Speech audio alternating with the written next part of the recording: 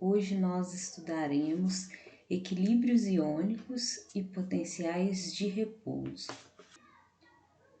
Os potenciais elétricos são gerados pela difusão de íons e por esse motivo eles são chamados de potenciais de difusão.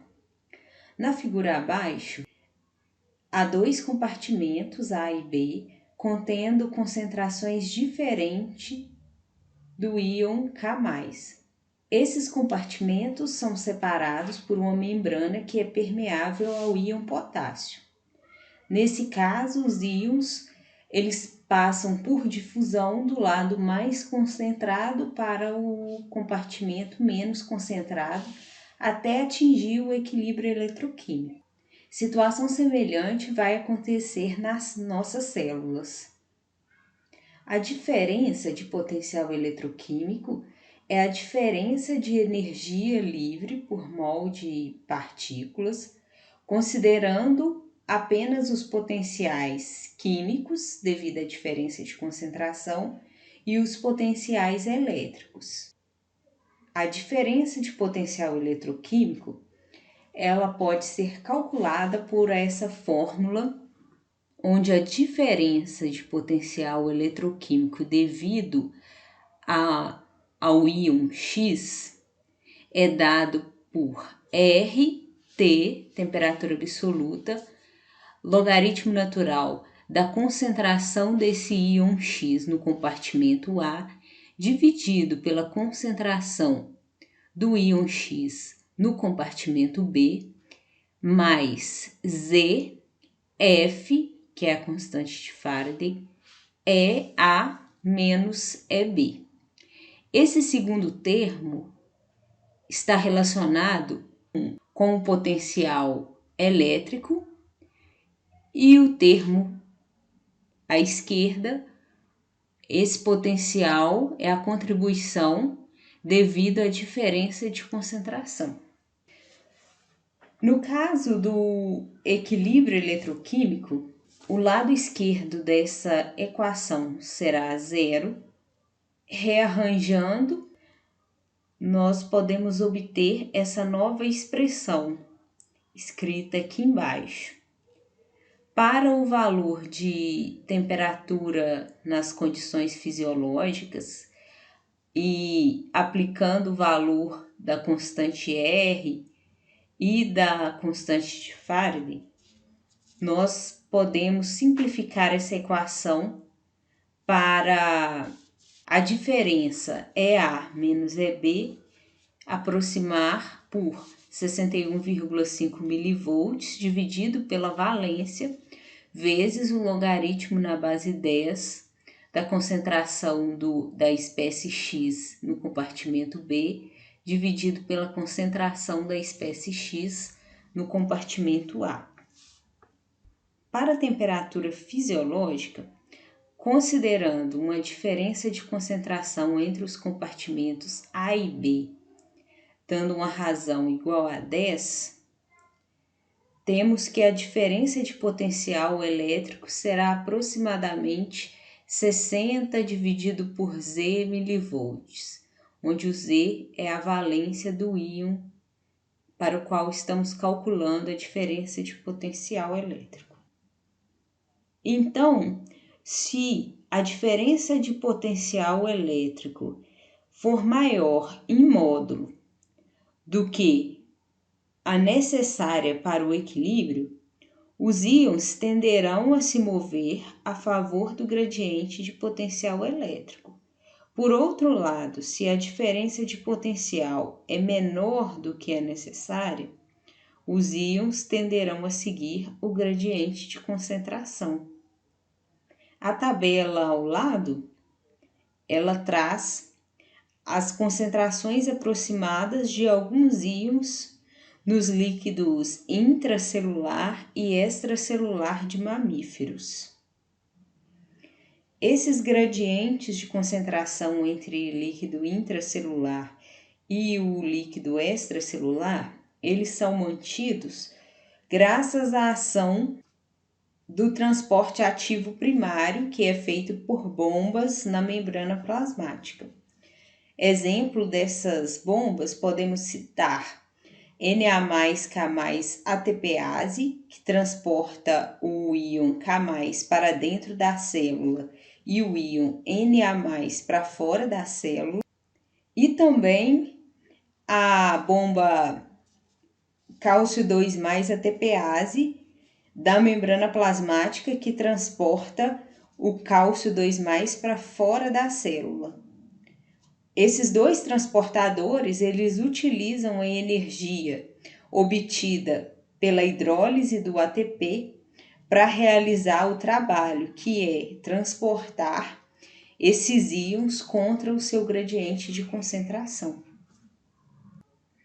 Dada uma diferença de concentração para certo íon, vamos verificar que vai haver movimento entre compartimentos até que a diferença de potencial elétrico se aproxime do potencial de equilíbrio desse íon. Vale ressaltar que poucos íons vão precisar se mover para gerar efeitos elétricos. Então, esse movimento dos íons entre os compartimentos não altera de forma muito significante o gradiente de concentração, porque os íons que vão entrar ou que vão sair não vão causar uma mudança expressiva na concentração em cada um desses compartimentos. Então, quando a membrana é permeável a mais de um tipo de íon, cada íon irá dar a sua contribuição para a diferença de potencial na direção do seu potencial de equilíbrio. O íon mais permeável será aquele que apresenta maior condutância e ele vai influenciar mais fortemente no valor do potencial de membrana. A soma da influência de cada íon, que é a diferença de potencial elétrico que se estabelece entre os dois lados da membrana, é uma média ponderada dos potenciais de equilíbrio de todos os íons presentes que vão ter relevância na situação a ser analisada. E os fatores de ponderação vai ser as condutâncias que cada um desses íons vai apresentar. Por exemplo, a condutância para o íon sódio é dada por GNA. A condutância para o íon potássio é o GK. Então, nessa equação, o potencial de membrana ele vai ser igual ao potencial do sódio vezes a condutância do sódio, potencial do potássio vezes a condutância do potássio. E assim eu posso colocar os íons que são importantes, que são relevantes para a determinação do potencial dessa membrana.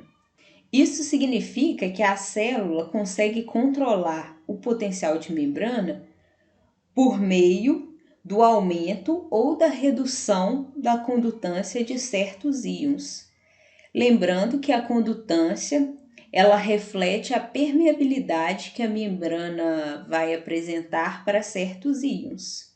Ou seja, quando a membrana abre, permite a abertura de canais ou fechamento de canais, ela está alterando a condutância para certo íon e com isso ela influencia no quanto esse íon especificamente vai contribuir para o potencial da membrana, e com isso o VM é alterado de acordo com a quantidade de transportadores que vão estar ativos para determinada espécie.